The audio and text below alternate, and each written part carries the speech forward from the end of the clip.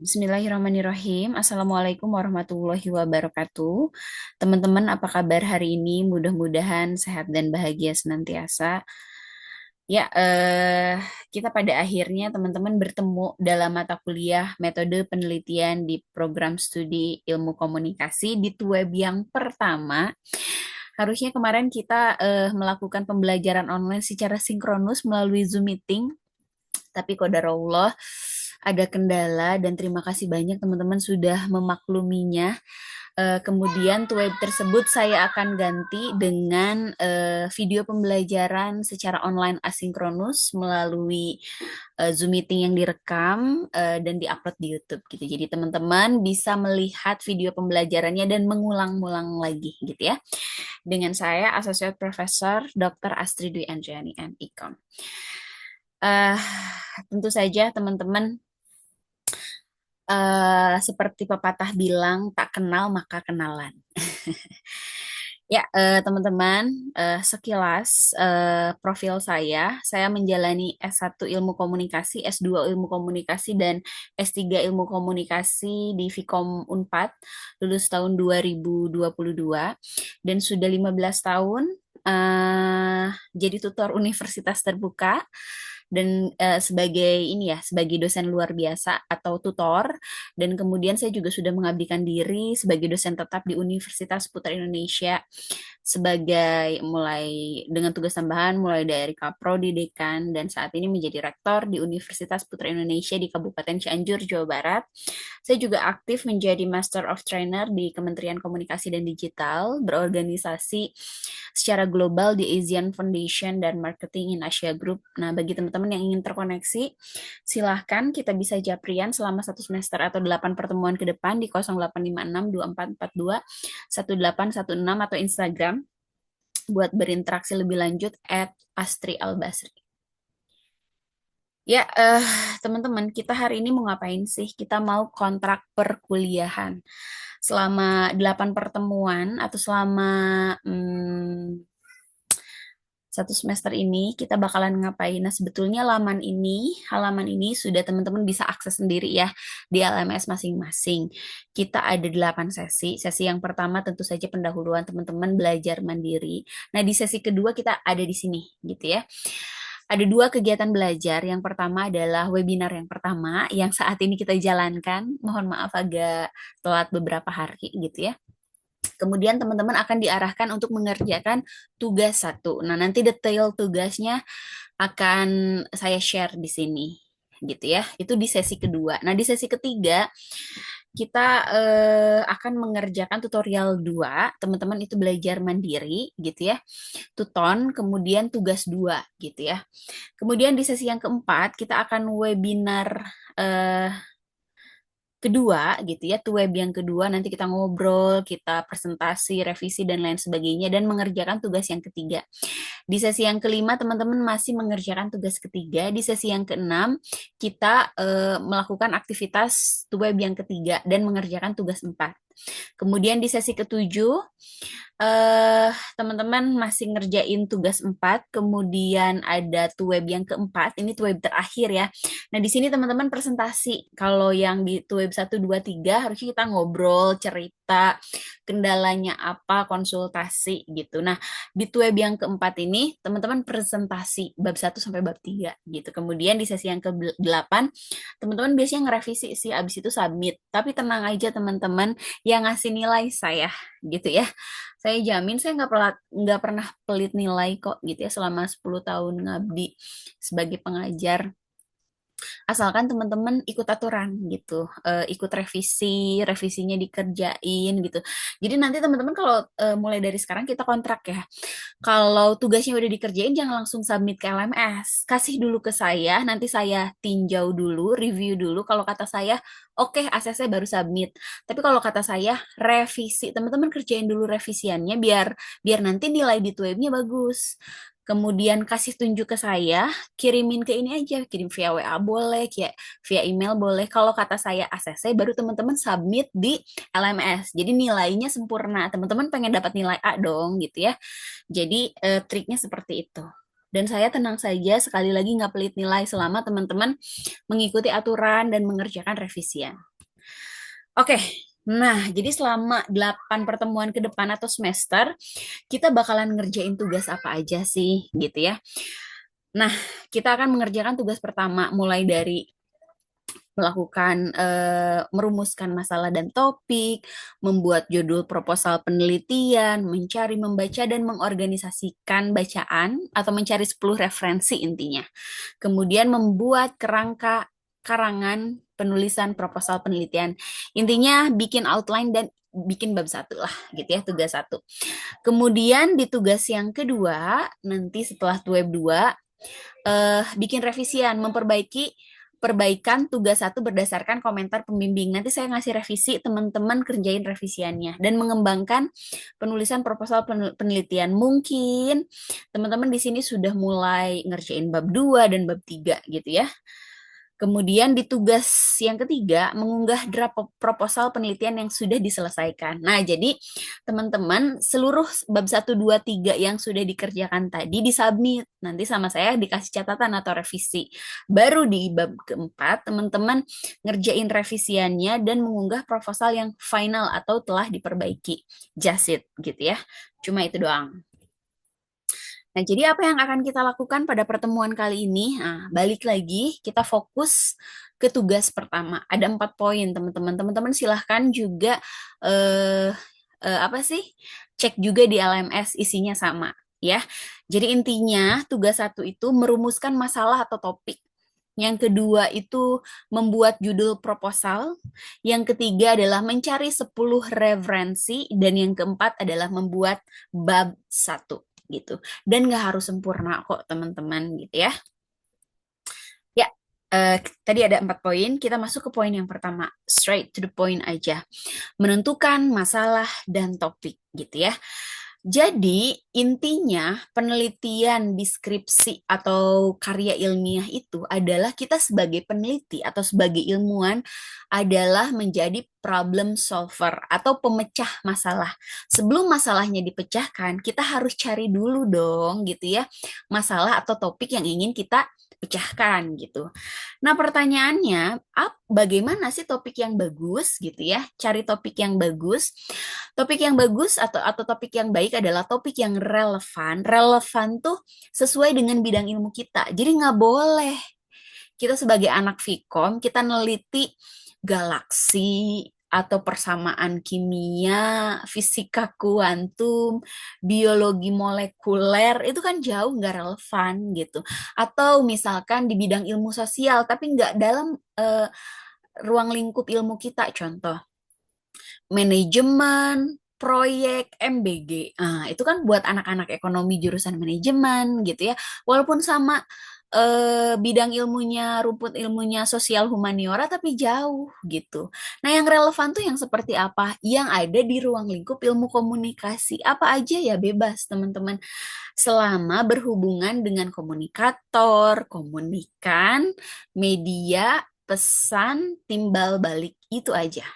Entah itu teman-teman mau neliti tentang TikTok, kan media ya, Instagram, TV, atau tentang artis, public figure, komunikator gitu ya, atau tentang apapun gitu ya, asal berada di ruang lingkup ilmu komunikasi yang ada kaitannya dengan komunikator, komunikan, media, pesan, dan feedback gitu ya. Dan yang selanjutnya adalah yang aktual. Ya, jadi kita nggak bisa neliti tahun 1990 old school banget gitu ya. Jadi referensi pun dibatasi 5 tahun terakhir gitu ya. Jadi yang terbaru aja yang lagi hangat, kalau bisa yang lagi viral gitu ya. Karena apa? Karena penting dan menarik bagi pembaca nanti gitu ya.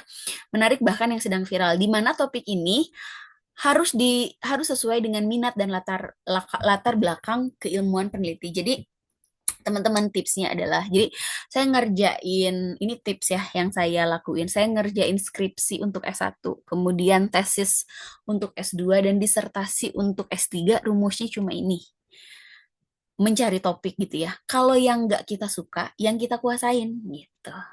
Jadi kira-kira apa sih yang teman-teman suka? Misal, oh aku sukanya make up, aku sering banget nonton video beauty vlogger. Oh ya udah, judulnya Strategi Personal Branding Tasya Farasya dalam memperkenalkan glam make up look. Nah, misalkan kayak gitu ya. Kalau yang kita suka gitu. Oh, apalagi ya? Ya terserah lah teman-teman. Mungkin sukanya otomotif, mungkin sukanya ini apa anime gitu ya. Boleh, boleh nggak boleh banget gitu ya. Misalkan analisis pesan verbal, verbal dan non-verbal di film anime One Piece episode 1226 sampai 1228 misalkan. Boleh nggak? Boleh gitu. Itu kalau kalau kita suka karena apa? Si suka ini tuh menimbulkan curiosity atau penasaran. Nah, kita senang hingga pada akhirnya tidak akan ada stres yang terjadi. Jadi teman-teman ngerjainnya jadi enak karena kita suka atau kuasain gitu. Teman-teman menguasai bidang apa sih? Oh, ternyata saya tuh senengnya menguasai gitu ya apa ya storytelling gitu ya. Saya suka banget public speaking misalkan. Saya banyak banget ngebaca buku referensi public speaking gitu ya.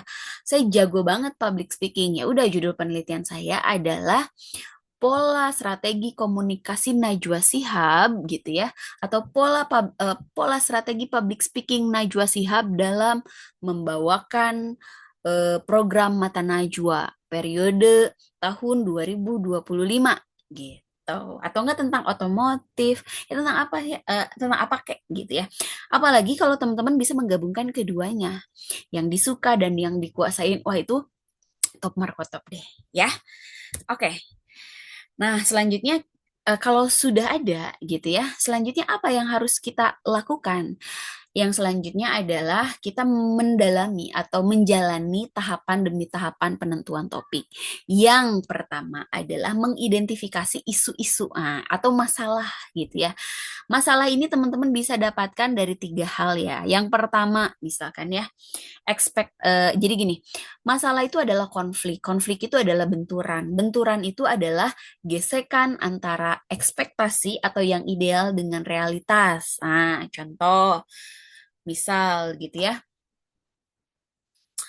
idealnya orang tua itu kan menjadi apa ya? Ibu dan ayah itu menjadi apa ya lingkungan terdekat bagi anak dalam merawat dengan penuh cinta dan kasih gitu ya untuk mendidik dan membesarkan anaknya itu kan secara ideal tuh tapi kenyataannya Indonesia itu jadi negara nomor satu fatherless di dunia. Fatherless itu ayahnya ada tapi perannya nggak ada. Maksudnya perannya tuh nggak ada engagement, nggak ada ikatan emosional, nggak aktivitas bareng, ya cuma ngasih duit doang gitu ya, nggak perhatian, nggak nanya lain sebagainya. Nah kan berarti ada benturan antara yang ideal, ayah itu harus selalu mendampingi anaknya tumbuh kembang dengan yang realita. Banyak anak merasa kesepian karena tidak memiliki sosok atau peran ayah dalam hidupnya. Nah, itu bisa dijadiin teman-teman bisa dijadiin judul gitu ya. Misal fenomena fatherless di Indonesia gitu ya atau enggak apa ya? Pola komunikasi anak yang memiliki kecenderungan fatherless misalkan kayak gitu atau terserah ya. Intinya kayak gitu ya. Kemudian itu yang pertama gitu ya. Jadi kita benturkan aja. Jadi enak nih nanti di bab satunya kita ngomongin dulu yang ideal-ideal gitu ya. Entah itu menurut perundang-undangan, entah itu menurut kitab suci, atau menurut hukum, norma yang berlaku dengan realita yang ada gitu ya.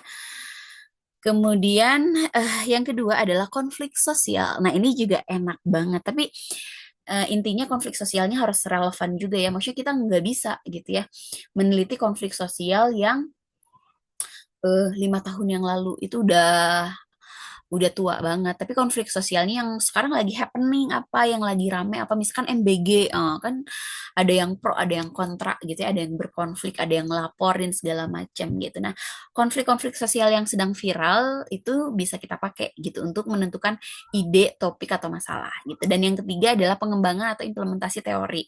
Contoh misalkan ini kita pakai teori dramaturgi gitu ya dari Goffman. Goffman itu bilang bahwa setiap orang memiliki dua panggung dalam hidupnya. Ada panggung depan gitu ya, ketika banyak orang yang nonton gitu ya. Dunia ini selayaknya panggung sandiwara. Jadi orang tuh pakai panggung depan ketika banyak orang yang nonton. Ada lagi panggung belakang ketika orang nggak ada dan jadi diri dia sebenarnya. Jadi ketika penontonnya nggak ada kan si orang tersebut jadi diri dia sebenarnya. Nah kita pengen tahu si selebgram selebgram yang cantik gitu ya kayak Rahel P-nya gitu ya. Terus siapa lagi ya? Dokter Tirta gitu misalkan ya representasi teori dramaturgi pada Dokter Tirta misalkan. Dokter Tirta kan kita tahu ya dia suka ngegas terus dimanapun berada gitu ya. Ketika di media sosial, di TV, di YouTube channelnya dia. Tapi kita pengen tahu kalau kehidupan aslinya ketika followernya nggak ngeliatin dia, dia tetap ngegas nggak sih? Oh ternyata lemah lembut. Nah itu panggung belakangnya dia. Nah itu juga bisa di apa ya dijadikan isu atau topik berdasarkan implementasi teori. Jadi kita cari dulu teorinya, kemudian diimplementasikan di subjek atau objek penelitian kita. Nah, lalu yang selanjutnya adalah lakukan observasi. Observasi ini adalah apa? Observasi itu adalah pengamatan. Apa yang bisa kita lakukan untuk melakukan observasi?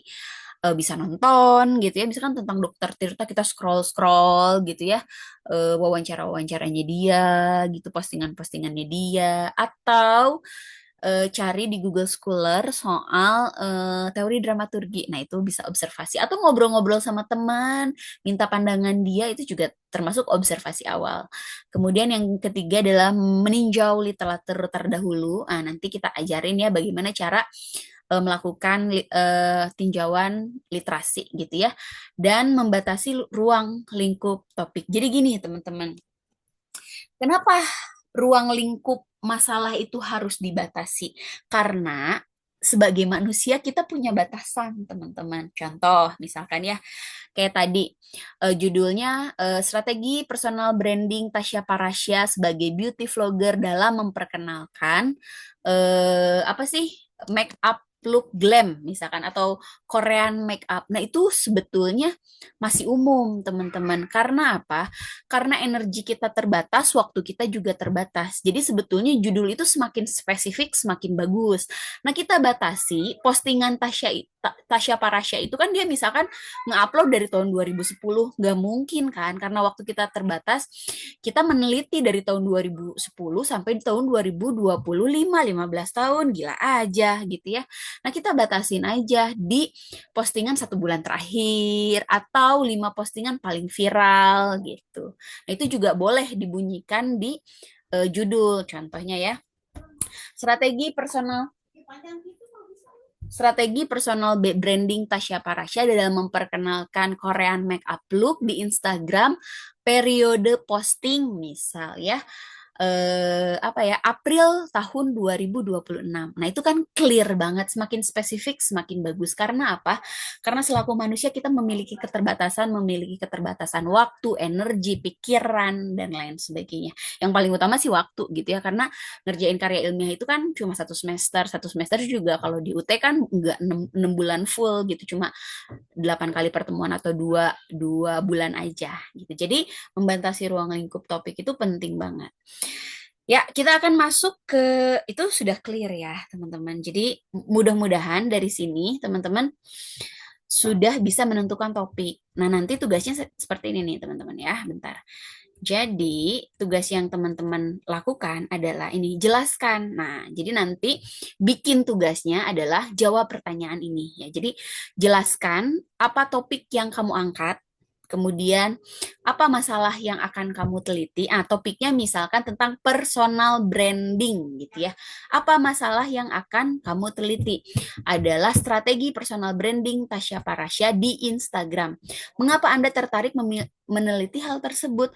Karena Tasya Parasya adalah satu-satunya misalkan ya beauty vlogger dengan gitu ya follower paling tinggi gitu ya se-Instagram Raya, yakni sebesar 10 juta misalkan, dan memiliki engagement yang sangat luas misalkan, sehingga bisa mempengaruhi followernya untuk meningkatkan penjualan produk make up. Apa sih make up Korea misalkan kayak gitu, itu terserah lah teman-teman, jawab aja ya. Untuk bisa menjawab pertanyaan tersebut hingga mengkerucut pada pertanyaan penelitian gitu ya. Nanti dijelasin di video selanjutnya bagaimana cara bikin bab 1. Pertanyaan penelitian kan ada di bab 1.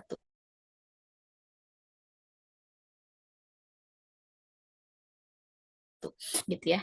Dan apa kebaruan penelitian Anda dengan penelitian terdahulu? Ah, nanti ini ada di tugas yang kedua ya, ada novelty atau kebaruan. Kita back lagi. Nanti nih teman-teman lagi loading. Oke.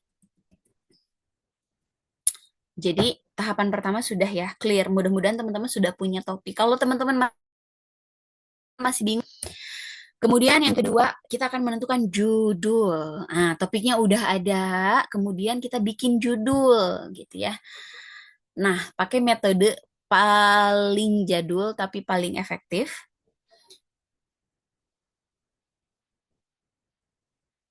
Halo, teman-teman, share screen-nya keluar. Sebentar ya.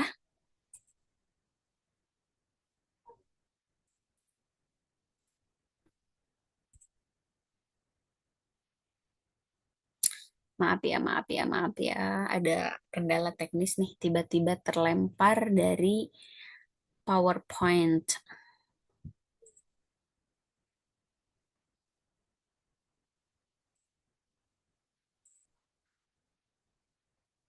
Sabar ya, teman-teman. Halo. Karena saya sendirian, jadi nggak bisa minta feedback. Oke.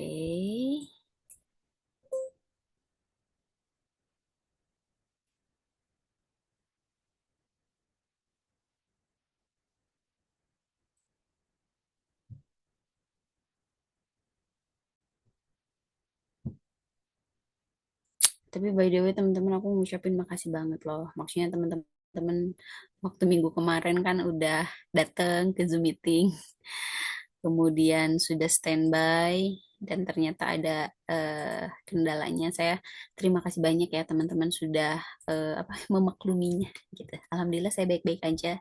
Terima kasih bagi teman-teman yang khawatir. Ya, kita akan lanjut teman-teman ke tugas yang kedua, yakni menentukan judul. Kita pakai metode jadul tapi efektif. Karena saya lakukan ini 16 tahun berturut-turut untuk menyelesaikan S3 gitu ya. ATM, amati, tiru, modifikasi. Nah, jadi nggak apa-apa kita melakukan pengamatan dulu, terus niru dulu nggak apa-apa dari judul-judul terdahulu. Tapi please lakukan modifikasi. Modifikasi ini adalah kebaruan atau novelty yang harus kita miliki. Yang barunya apa? Misalkan kita nemu judul bagus nih gitu. Nah, kita modifikasi aja entah itu dari lokus gitu ya. Lokus tuh apa? Tempat gitu ya. Misal tentang tadi personal branding Tasya Parasya di Instagram. Ya udah jangan Tasya Parasya di Instagram, tapi kita tetap pakai strategi personal branding Tasya Parasya di YouTube. Nah, itu bisa banget. Atau di TikTok gitu, itu bisa banget. Atau waktu gitu ya. Misalkan kita plek ketiplek ngeduplikasi judul seseorang gitu ya. Tapi waktunya beda. Itu kan tahun 2020. Nah, kita ingin meneliti tahun 2026 gimana gitu ya. Atau teori, dia mah peneliti terdahulu pakai teori A, kita kan pakai teori B. Nah, itu kebaruan atau novelty-nya. Atau enggak misalkan metode gitu ya, metodenya dia pakai kualitatif, kita pakai kuantitatif, atau dia pakai kuantitatif, kita pakai mix method gitu ya. Atau subjek dan objek penelitiannya, atau subjek penelitian contoh. Oh, dia nelitinya Tasya Parasya. Saya mah nggak neliti Tasya Parasya, tapi neliti Magdalena gitu ya. Bukan sebagai beauty vlogger, tapi food vlogger. Nah, itu bisa. Atau objek gitu. Kita masih tetap ngangkat Tasya Parasya, tapi bukan sebagai beauty vloggernya, tapi sebagai influencernya gitu ya. Atau sebagai businesswoman-nya gitu ya. Dan lain-lain. Pokoknya harus ada pembeda lah intinya mah gitu. Nah, jadi caranya gimana? Ini teknis banget teman-teman. Pasti teman-teman juga sudah lakukan. Saya juga sudah cek LMS ya, sudah ada 2 orang yang submit. Terima kasih banyak, tapi tenang aja.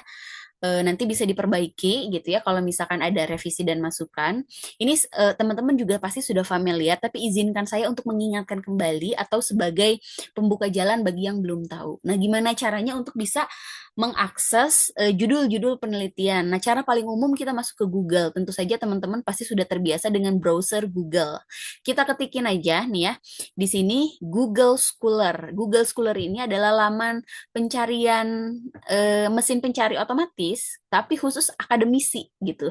Akademisi siapa aja, bisa dosen, bisa profesor, bisa murid, bisa mahasiswa. Nah, jadi isinya apa aja kan kalau di Google informasi yang umum, apapun yang kita tanyain dia ada. Nah, tapi kalau Google Scholar mah khusus untuk artikel ilmiah. Nah, jadi tepat banget dijadiin sumber bagi kita untuk cari data gitu ya. Nah, nanti biasanya dari Google Scholar ini dia menampilkan beberapa rekomendasi. Nah, kliknya yang pertama aja ya, yang icon ini nih, toga gitu ya.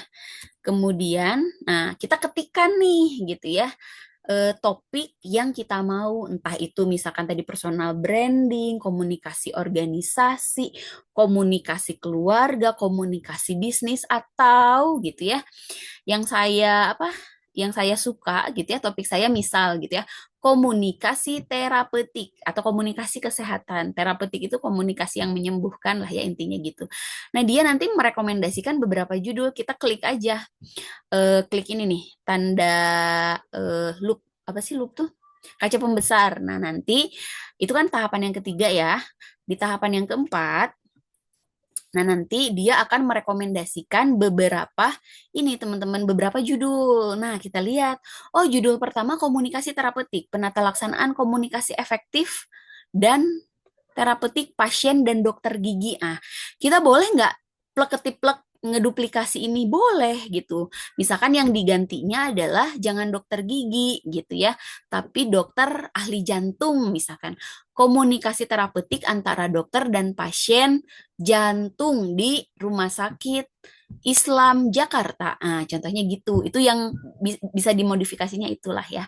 Kemudian atau enggak gini, tahapan komunikasi terapeutik dokter pada pasien di klinik kecantikan. Nah, kita bisa niru ini nggak bisa gitu ya dengan mengubah lokasinya atau lokusnya gitu ya. Contoh, tahapan komunikasi terapeutik antara terapis dan pasien autisme misalkan, atau anak dengan autisme di apa ya, di Grahita Indonesia misalkan kayak gitu, atau analisa komunikasi terapeutik dokter dan pasien dalam meningkatkan layanan kesehatan ibu di Rumah Sakit Aisyah Samarinda. Ah, kita juga bisa ganti analisa komunikasi terapeutik dokter dan pasien dalam meningkatkan pelayanan kesehatan di RSUD Cianjur. Nah, contohnya kayak gitu ya.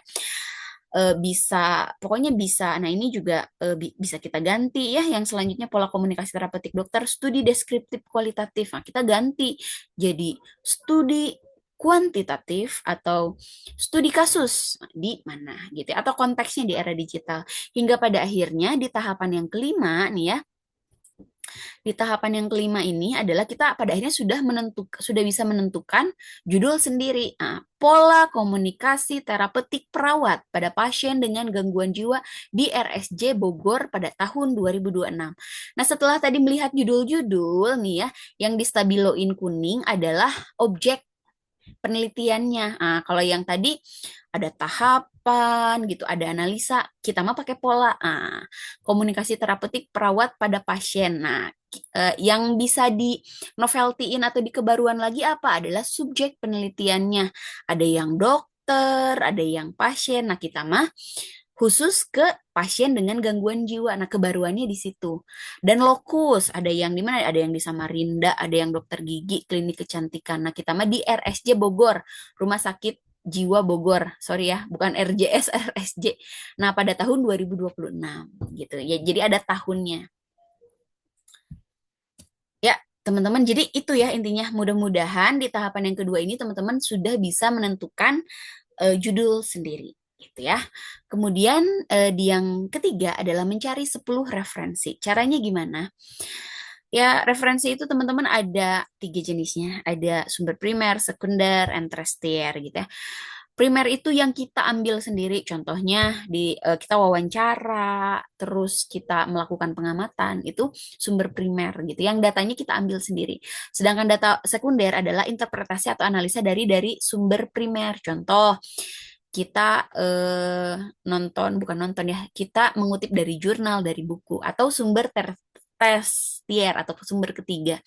Ringkasan atau kompilasi informasi dari sumber primer dan sekunder, contoh ensiklopedia, kamus, dan lain sebagainya. Ya, jadi sumber referensi itu gitu ya. Nah, kemudian referensi seperti apa yang akan kita cari adalah referensi literasi atau literatur review yang kita ambil gitu ya. Teman-teman bisa pakai dua cara dengan menggunakan Open Knowledge Maps atau Google Scholar yang tadi gitu ya. Tapi keduanya ya sama aja sih, cuma beda tipe aja gitu ya. Kalau teman-teman tertarik pakai Open Knowledge Maps gitu ya, ada video tutorialnya di LMS atau bisa saya jelaskan juga di sini ya. Yang pertama datang ke Google, kemudian ketik Open Knowledge Maps. Nah, nanti dia bakalan merekomendasikan situs, pilih situs yang pertama ya. Open Knowledge Maps, Your Guide to Scientific Knowledge gitu ya. Kemudian, nah nanti kita akan diantarkan di tahapan ketiga ke laman atau websitenya dia gitu ya. Nah, kita pilih yang base aja gitu. Kemudian kita ketikkan kata kunci yang mau kita cari. Contoh komunikasi terapeutik nih yang ini ya. Kemudian go. Nah, di tahapan keempat, nah nanti dia akan apa ya, merekomendasikan judul-judul komunikasi terapeutik yang ada di jaringannya dia. Nah, di situ kemudian di tahapan kelima kita bisa scroll nih, oh ternyata ini judul rekomendasi penerapan komunikasi terapeutik dalam pelayanan kesehatan. Studi komunikasi terapeutik dokter spesialis obstetri. Ah, gitu ya. Kemudian, nah banyak banget kan. Nah nanti kita bisa di gelembung-gelembung ini nanti kita bisa klik gitu ya di tahapan yang keenam, di tahapan ketujuh. Nah apa sih? Kita bisa ngeklik nih yang kita suka, misalkan hubungan nih yang di yang ketujuh, hubungan komunikasi terapeutik perawat dengan kepuasan pasien tahun 2019. Nggak mau tahun 2019, nggak bisa karena kan referensinya 5 tahun terakhir. Nah, kita cari lagi gitu. Kalau kita suka, nah di situ kan ada tombol gembok yang kebuka, artinya bisa diakses. Kalau gembok yang ketutup, artinya tertutup, nggak bisa diakses gitu. Kemudian di tahapan yang ke-8 kita milih kan. Di tahapan yang ke-9, ketika kita klik tuh itunya, judulnya, kita akan diantarkan pada abstrak. Nah, kemudian di tahapan yang ke-10, nah, kita fokus ke ini, kata-kata PDF, teman-teman gitu ya. PDF nih, karena PDF ini gitu ya, bisa kita download, jadi kita simpan untuk kita baca, untuk kita jadikan referensi. Kalau udah selesai, teman-teman, nanti teman-teman silahkan lakukan ini, sorry, lakukan sitasi. Nah, sitasi itu adalah jadi kita ngutip gitu ya. Sitasi itu nanti buat di daftar pustaka. Nah, jadi nggak usah manual kayak nulisin judul dulu, nulisin penulis, nulisin tahun. Jadi nggak usah manual, tinggal copy nih ya di tahapan yang ke-10 copy. Nah, dia nanti merekomendasikan 4 jenis sitasi gitu ya dari dokumen tersebut. Ada APA, ada MLA, ada Chicago, ada ACM. Nah, ingat kalau UT sendiri dia pakai apa style gitu ya, di copy aja. Kemudian itu tahapan ke-11 ya, kita copy aja, klik ini. Nah, di tahapan ke-12 kita siapkan Microsoft Word kita, kemudian kita paste. Nah, otomatis langsung. Jadi nggak usah manual gitu. Nah, kemudian ketika kita sudah diantarkan ke website jurnalnya, tadi kan udah kita klik hubungan komunikasi terapeutik. Nah, kita klik PDF-nya. Klik PDF-nya ini nanti di tahapan yang ke-14 kita bisa baca. Nah, di tahapan yang ke-14 di sudut kanan atas biasanya suka ada fitur download. Nah, nanti kita download. Nah, nanti di download itu akan otomatis terunduh ke komputer kita. Gitu, teman-teman. Lumayan ya, agak ngos-ngosan. Itu tahapan yang pertama, pakai cara yang pertama. Pakai yang cara kedua juga boleh. Caranya simple banget, lebih simple sih. Yang pertama kita masuk ke Google, kemudian klikkan Google Scholar, kita klik Google Scholar, kemudian kita ketikkan kata kunci komunikasi terapeutik, baru dia akan merekomendasikan beberapa judul. Nah, kita misalkan tertarik pada komunikasi terapeutik dalam perspektif Islam. Nah, kita klik aja. Nanti dia akan apa ya? Dia akan muncul. Nah, teman-teman, kalau untuk melakukan sitasi nanti sama gitu ya. Tinggal kita ini klik cite, CITE gitu ya. Nah, nanti dia merekomendasikan beberapa, ada 1, 2, 3, 4, 5 versi, 5 versi citasi. Tetap yang kita klik adalah yang APA untuk mengunduh gitu ya, jurnal tersebut ke komputer kita, tentu saja kita harus klik yang PDF ini. Nah, nanti akan otomatis terunduh dan bisa kita baca di komputer kita. Begitu. Back. Nah, jadi tugas teman-teman adalah mencari 10 referensi dengan 5 tahun terakhir waktu publikasinya. Jadi 2010 bisa nggak? Nggak bisa, karena itu 15 tahun yang lalu. Tahun 2000 nggak bisa, itu 25 tahun yang lalu. Tahun 1997 apalagi. Jadi yang boleh itu adalah publikasi 2021, 22, 23, 24, 25, dan 26. Gitu ya, 10 referensi. Nah, teman-teman nanti di LMS ada ini kalau mau ngedownload apa ya? Kalau mau ngedownload template-nya baik kuantitatif maupun kualitatif. Udah deh gitu ya.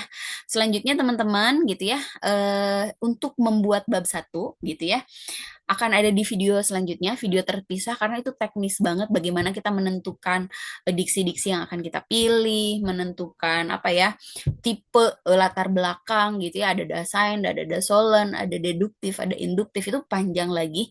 Kayaknya waktu 40 menit tuh nggak akan selesai, jadi ada di video yang terpisah. Ya, sekian teman-teman yang bisa saya sampaikan. Maaf ya, saya off cam.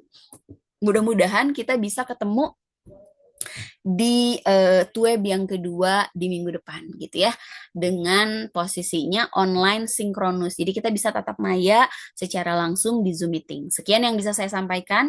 Apabila teman-teman bingung, bagus. Berarti aku bingung, aku berpikir maka aku bingung. Nah, berarti ada proses berpikir seperti itu. Kalau bingung jangan diam. Nah, kalau bingung coba diskusi di grup atau japri saya juga nggak apa-apa gitu ya. Boleh banget, saya welcome. Sekian yang bisa saya sampaikan. Teriring doa, semoga teman-teman sehat dan bahagia senantiasa. Saya tutup, wabillahi taufiq wal hidayah. Wassalamualaikum warahmatullahi wabarakatuh.